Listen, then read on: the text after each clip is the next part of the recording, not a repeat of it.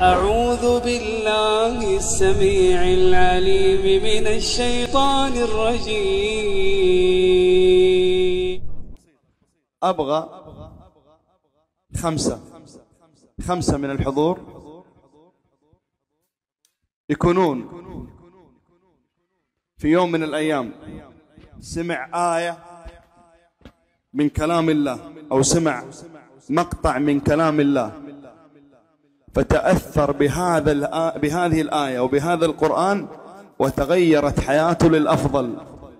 أبغى 5 بس. أنا لو طلبت 50 حيجون. أبغى 5 يشرفوني على خشبة المسرح يقول لي إيش الآية اللي أثرت في حياته وغيرته. والله يا أخواني إذا أردنا أن نتأثر وأن نؤثر فعلينا بكلام الله. إذا نبغى حياتنا تتغير من اليوم أقبل على القرآن، أقبل على السجود. يا متى سمعت هذه الآية؟ سمعتها من الشيخ منصور. قبل كم؟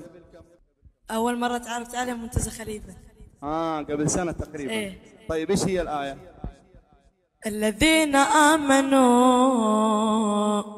وتطمئن قلوبهم بذكر الله ألا بذكر الله تطمئن القلوب. خلاص أنا بأطنش الشيخ منصور من اليوم أنت تروح مع المحاضرات. إيش أثرت فيك؟ حياتك تغيرت للأحسن للأفضل؟ كيف مشاعرك؟ كيف قلبك؟ والله مرتاح من بعد القرآن. من بعد القرآن. وعلاقتك مع الله زانت. الله يوفقك. الله يوفقك. احنا سعيدين جدا بشوفتك. أسأل الله أن يرضى عنك. بارك الله فيك. نايف نسمعها من الشيخ منصور. الشيخ نايف بس صدقني منك أحلى كان. الله أكبر. بالله خليه يعيدها يا شيخ. تفضل. الذين آمنوا وتطمئن قلوبهم بذكر الله ألا بذكر الله تطمئن القلوب. الله يطمئن قلبك. الله عز وجل يقول: فمن اتبع هداي فلا يضل ولا يشقى. فمن اتبع هداي فلا يضل ولا يشقى. عبد الله إيش الآية اللي سمعتها وأثرت في حياتك؟ يقول الله عز وجل في كتابه: كل نفس ذائقة الموت وإنما توفون أجوركم يوم القيامة فمن زحزح عن النار وأدخل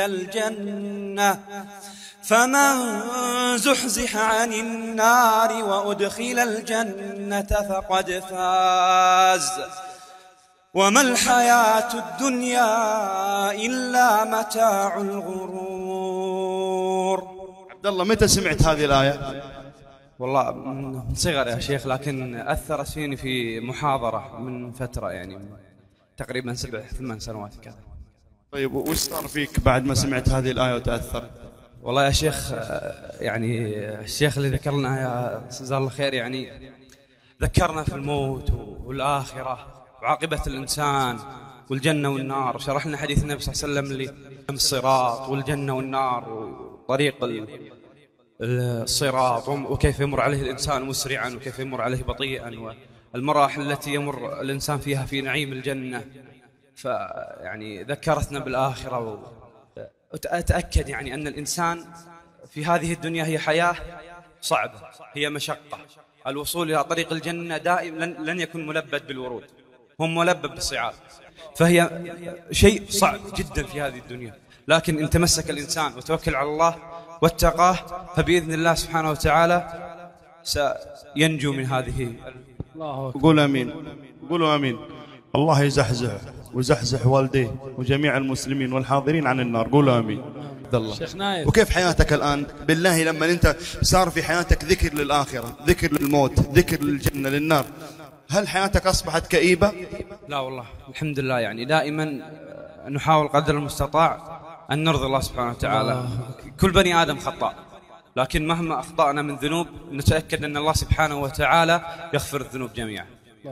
والله الفوز الحقيقي مو لما يفوز فريق، لا والله الفوز الحقيقي لما تنجى من النار وتدخل الجنة. الله أكبر. والله العظيم يا إخواني الفوز الحقيقي الله عز وجل في القرآن سماه ذلك الفوز الكبير.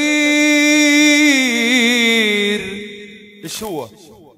إن الذين آمنوا وعملوا الصالحات إن الذين آمنوا وعملوا الصالحات لهم جنات تجري من تحتها الأنهار ذلك الفوز الكبير. الله أكبر. सब्सक्राइब कीजिए हमारे चैनल और दबाइए बेल का आइकन ताकि आपको रेगुलर नोटिफिकेशन अपडेट्स मिल सके। الله أكبر. الله